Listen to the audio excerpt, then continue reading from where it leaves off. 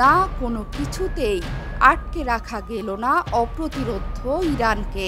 শত কোটি ডলারের অ্যান্টি মিসাইল সিস্টেম কিছুই আটকাতে পারল না ইরানের ফাত্তাহ হাইপারসনিক মিসাইলকে। শব্দের কয়েক গুণ বেশি গতিতে ইরান থেকে উড়ে এসে এভাবেই নিখুঁত লক্ষ্যে একের পর এক আঘাত হানছিল তেল আবিবের আশপাশের সামরিক ঘাঁটিগুলোতে। প্রাথমিক খবরে এটি নিশ্চিত, ইসরায়েলি 3টি বিমান ঘাঁটি নেভাতিম, হেডজেরিম এবং তেল নৌফ ইরানি মিসাইলের আঘাতে ধ্বংস হয়ে গেছে।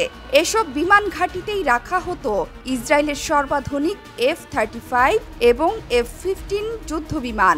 যদি এই খবর সত্যি হয় তবে তা হবে ইসরায়েলের সামরিক ইতিহাসে সবচেয়ে বড় আঘাত। অন্যদিকে ধ্বংস হওয়া এসব বিমান ঘাঁটি থেকেই ফিলিস্তিন এবং লেবাননের নিরীহ মানুষের ওপর বিমান হামলা করত ইসরায়েল। ইরান এই অভিযানের নাম দিয়েছে অপারেশন ট্রু প্রমিস 2।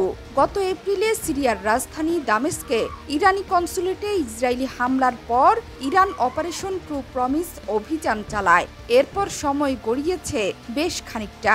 ইসরায়েলের পাপ আরও অনেক জমেছে। তারা একে একে হত্যা করেছে হামাস প্রধান ইসমাইল হানিয়া, হিজবুল্লাহ প্রধান হাসান নাসরুল্লাহ সহ বহু প্রতিরোধ যোদ্ধা এবং হাজার হাজার নিরীহ মানুষকে। দেয়ালে পিঠ ঠেকে যাওয়া ইরানের সামনে এই অভিযান পরিচালনা করা ছাড়া যেন আর কোনো বিকল্প ছিল না। পার্সিয়ান সিংহরা ঠিক তাই করে দেখালো। এখন পর্যন্ত পাওয়া প্রাথমিক তথ্যে জানা গেছে, তেল আবিবের আশপাশে অবস্থিত 3টি সামরিক ঘাঁটিতে ইরানের 200-রও বেশি হাইপারসনিক মিসাইল আঘাত করেছে। ইরানের বিপ্লবী রক্ষী বাহিনী IRGC জানিয়েছে, তেল আবিবের আশপাশে থাকা 3 ঘাঁটি নেভাতিম, হেডজেরিম এবং তেল নৌফ বিমান ঘাঁটি লক্ষ্য করে মিসাইল হামলা চালানো হয়েছে। এর মধ্যে নেভাতিম বিমান ঘাঁটিতে রাখা হতো সর্বাধুনিক F-35 যুদ্ধ বিমান। অন্যদিকে হেডজেরিম ঘাঁটিতে ছিল F-15 যুদ্ধ বিমান।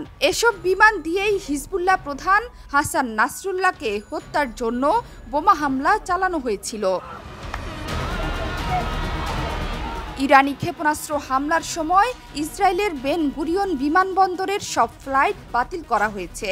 ইসরায়েলের বিমান চলাচল কর্তৃপক্ষ জানিয়েছে, দেশের আকাশসীমা বন্ধ রাখা হয়েছে এবং ফ্লাইটগুলো বিকল্প গন্তব্যে পুনর্নির্দেশ করা হয়েছে।